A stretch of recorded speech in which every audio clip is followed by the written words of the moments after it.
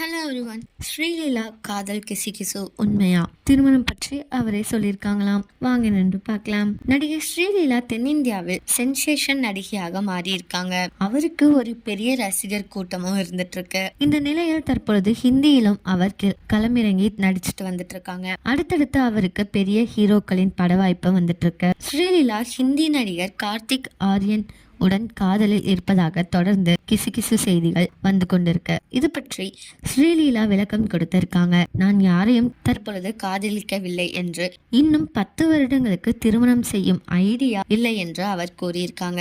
மேலும் நான் எங்கு சென்றாலும் அம்மாவுடன் தான் வருகிறேன், நான் எப்படி காதலில் விழ முடியும் எனவும் அவர் கேட்டிருக்காங்களாம். இந்த நியூஸை பத்தி நீங்க என்ன நினைக்கிறீங்க அப்படிங்கறத கமெண்ட்ல சொல்லுங்க. இதே மாதிரி லேட்டஸ்ட் சினிமா நியூஸ் அப்டேட் தெரிஞ்சுக்கணும்னா இந்த சேனலை சப்ஸ்கிரைப் பண்ணிக்கோங்க.